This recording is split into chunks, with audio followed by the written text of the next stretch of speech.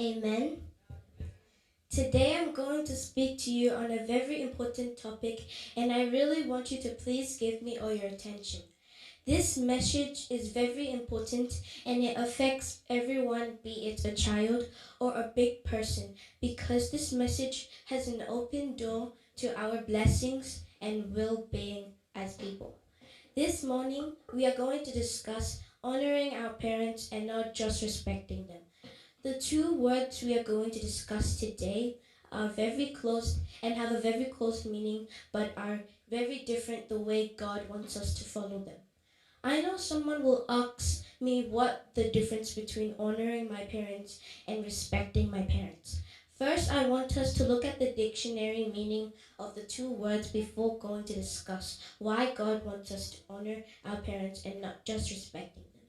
Respect, a feeling of deep admiration for someone or something to draw by their abilities, qualities, or achievements. In other words, we only respect people for their abilities to do something that we like or admire. If they have some qualities that we love, if they have achieved some things that we look forward to, in other words, respect is based on something. So if our parents don't have the abilities to do something we like, we don't respect them.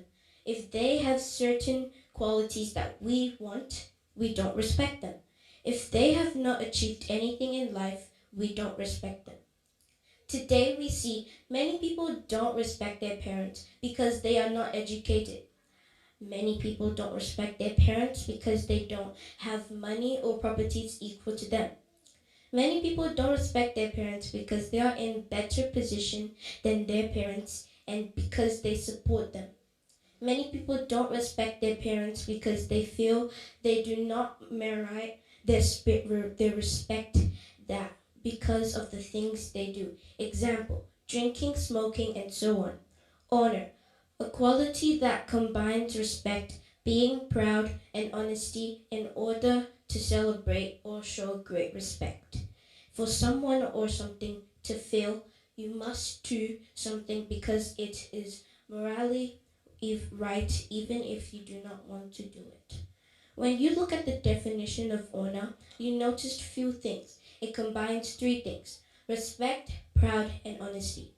This is saying we need to respect our parents, be proud of them, whether they have or not the abilities, the qualities, or the achievements in life. You will notice some children are ashamed to be identified with their parents when their friends are around. Honesty, we must at all times be honest to our parents, whether they are present or not.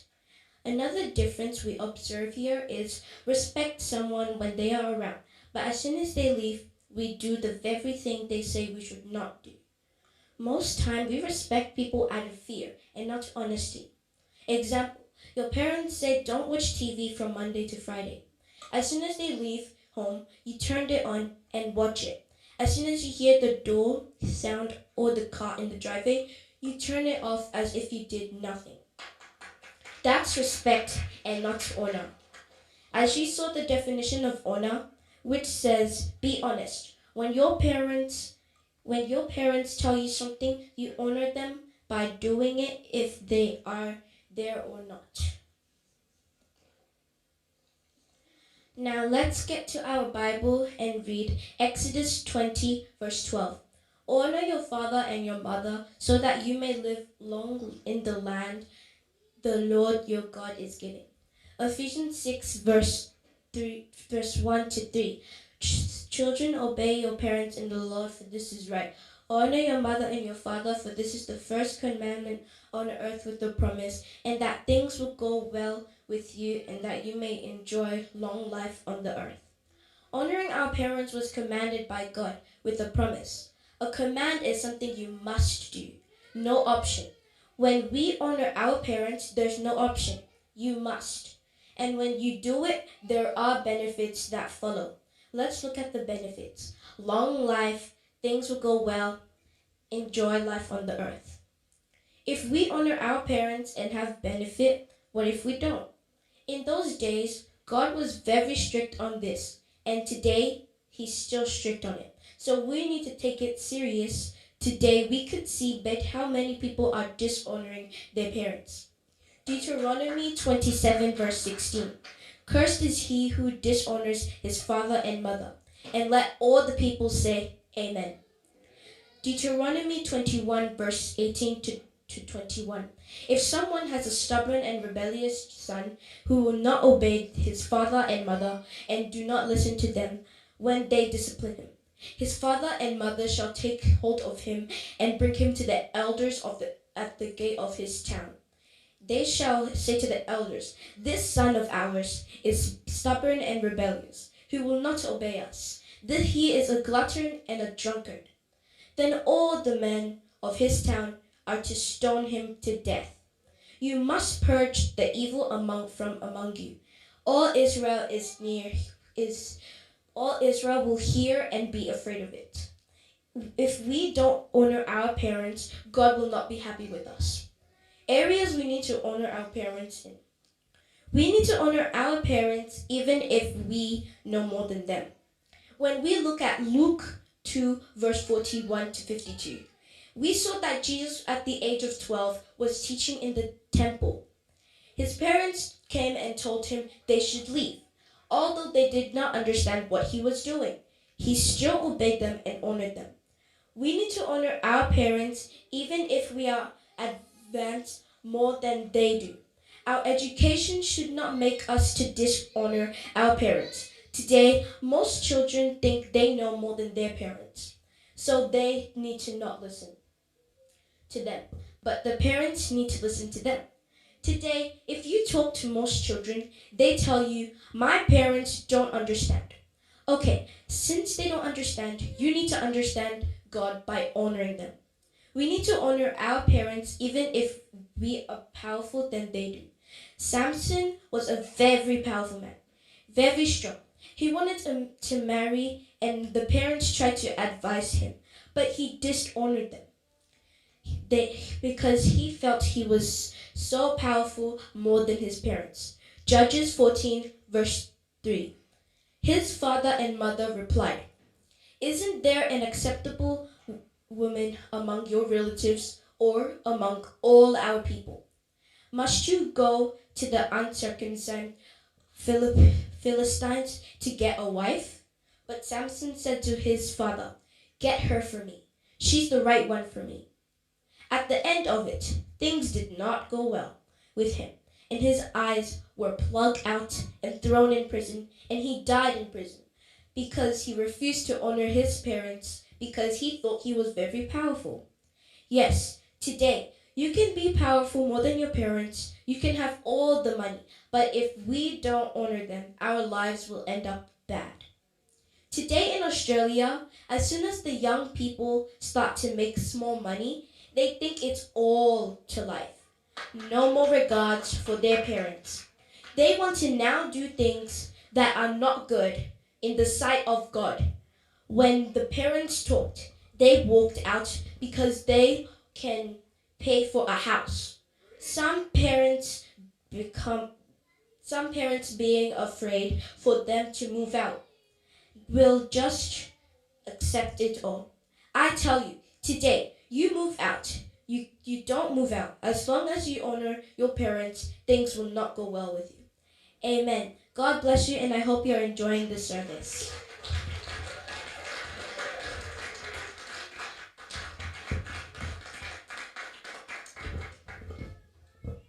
This morning, I want to thank God for the opportunity to be selected to be one of the speakers.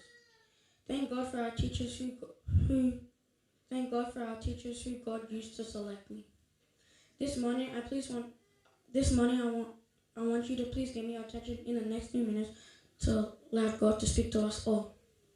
This morning, I want to speak on the importance of bringing your children to church. As the Bible clearly states in the book of Proverbs 22:6, train up a child in the way they should go, and even when they are old, they will not turn from it. The way children are brought up is very important because it has a great impact on their future. And it's important for parents to know this now so they'll invest more time in bringing their children up according to the plan of God. In our strategy day, if you go on Sunday mornings at different training centers, you'll see a lot of parents who have started their children to trains, be it soccer, footy, tennis, and basketball, and so on. And what is sad is that Christian parents devote their time in taking their children to trainings, but don't put the same amount of time in taking their children to church. Most parents leave their children home. Most parents leave their children home because their children say they are tired. Some parents don't even come to church. As a result, their children cannot come to church too. Children usually receive two messages from their parents: the verbal message and the action message. That is the things they do. The most message the children take in well is the action message. Children listen to more what you do. If you are telling the child that God is important and that they need to follow God, but don't see how much you invest in God, they will not believe what you are saying. How can you say God is important, but you spend more time on things out of God than things of God? You take more efforts, time, and resources in the training of the child, and less effort, time, and resources in the things of God. The message the child see in this is training is more important than going to church. Parents need more attention, time, effort, and resources bring their children in God. Parents need to invest in their children's spiritual activities more than other things. When Jesus was born, his parents took responsibility to take Jesus to all spiritual activities. When he was born, they took him to the temple for dedication. Let's read. Luke 2:21-40. Jesus is presented in the temple. 8 days later, when the baby was conceived, he was named Jesus. The name was given by the angel before he was convinced. Then it was time for the purification offering. As required by the law of Moses, after the birth of a child, so his parents took him to Jerusalem to present him to the Lord. The law of law says, if a woman's first child is a boy, he must be dedicated to the law. So they offered the sacrifice required in the law of law. Either a pair of turtle doves, or two young pigeons. At the time, there was a man in Jerusalem named Simon. He was just devout and was eagerly waiting for the message to come and rescue Israel.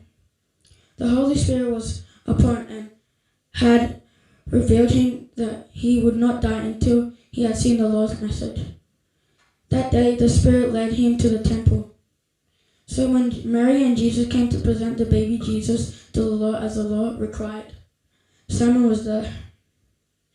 He took the child in his arms and praised God, saying, Savage Lord, now let your servant die in peace, as you have promised.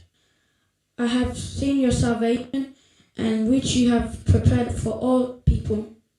He is the light to reveal God to the nations, and he is the of your people.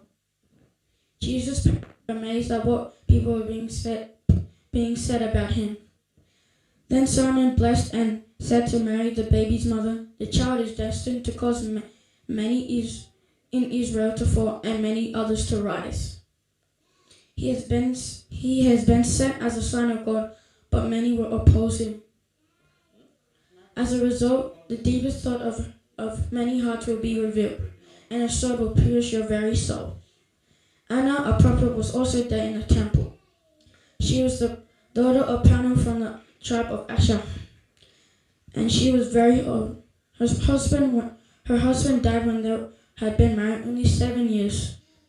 Then she lived as a widow to the age of 84.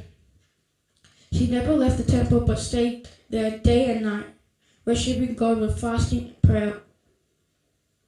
She came along just as Simon was talking about Mary and Joseph, and she began praising God.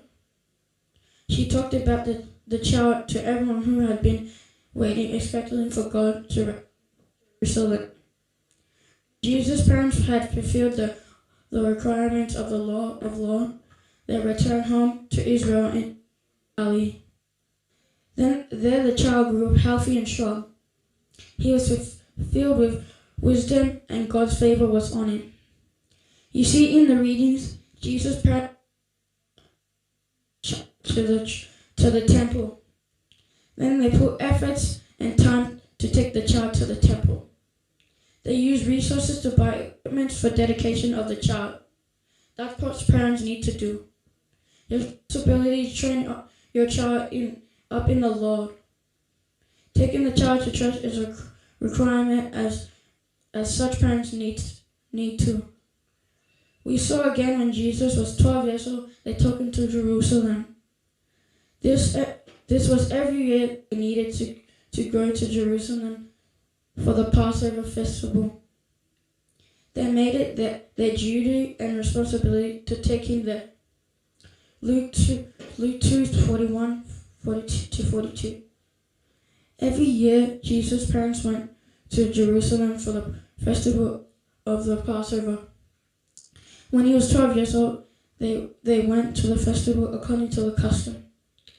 Parents have a greater role to bring their child to church. They need a lot of things for them to grow in fear or wisdom of God. Children cannot have a great future when they are not in God. Children will not grow in God if they are not given the opportunity to get to church. Today, most parents don't come to church and the child don't come to. You are doing good for yourself, neither are doing good for your children. Today, you are where you are because your parents made some efforts to get you to church. Amen.